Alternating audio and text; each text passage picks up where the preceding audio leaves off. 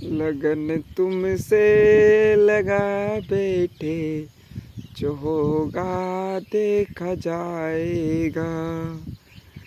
यहाँ पर हम दोस्तों लगन भगवान से लगाने की बात कर रहे हैं। लगन लगा बैठे, किससे लगा बैठे? हम लगन परमात्मा से लगा बैठे। देखो, न तो हम किसी प्रेमिका से लगन लगा बैठे, न माता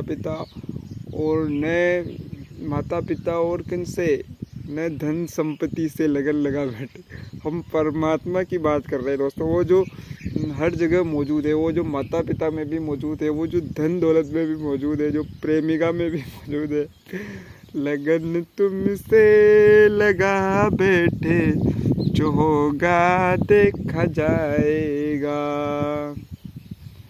अब जो होगा सो देखा जाएगा। अब लगन लगा बैठे तो बैठे, अब वापस नहीं आ सकते हैं हम दोस्तों। हम परमात्मा को अभी हम सब गलत तरीके से ढूंढ रहे हैं या उनको प्राप्त करने की कोशिश कर रहे हैं। हम अंधविश्वासों में शायद अभी लिप्त है। भगवान को पाने के लिए आपको कुछ भी नहीं करना है, कुछ भी नहीं करना है। वो तो हर जगह मौजूद है। अब उसको किस प्रकार समझे? अब कहते हैं मौजूद है, हर जगह मौजूद है, पेड़ों पे है, खाली जगह पे भी है वो यहाँ तक कि सब जीव जंतुओं में है। तो अब वो कहाँ कैसे है? हम कहते हैं उसको दोस्तों, ये मेरे अपने विचार है, हम उसको साउंड ऑफ साइलेंस के माध्यम से समझ सकते हैं। वो एक प्रकार के साउंड ऑफ साइलेंस को कहते हैं हम, जैसे अभी कान बंद करते हैं तो दोस्तों हमारे अंदर एक प्रकार की आवाज़ आती है। वो आवाज़ को एक फिक्स आवाज़ नहीं है।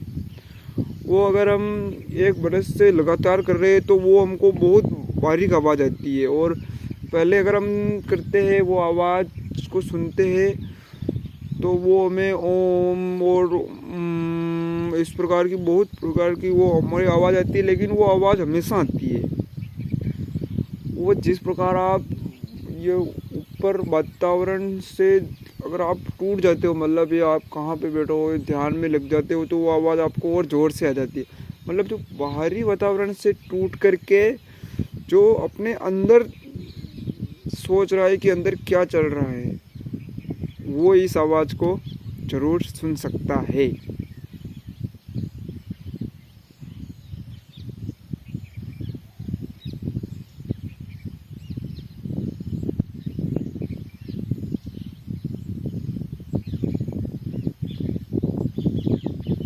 दोस्तों हमने जीवन में कुछ भी कर लिया और अगर अपने खुद को नहीं जाना कि हम कौन हैं, ये शरीर तो हम नहीं, ये नश्वर है, वो आवाज़ है जो हमारे आने से पहले भी थी और हमारे आने के बाद भी रहेगी। वो कहते हैं ना भगवान की, मेरा न जन्म हो तो मैं आदि से अंत तक हूँ। बहुत इसको उससे जोड़ सकते हैं अगर हम देखा जाए तो, साउंड ऑफ साइलेंस को, उसे हम आवाज़ कह रहे हैं। लेकिन देखो दोस्तों, इसके हम कान बंद करके भी सुन सकते हैं। अगर आप पानी में जाओ, अगर आप गहराई में जाओ, अगर आप बाल्टी में अपने मुंह को कर दो कि बाहर की आवाज़ से जैसे आप कट जाओगे तो वो आवाज़ अंदर भी आएगी और हर जगह आती है वो आवाज़।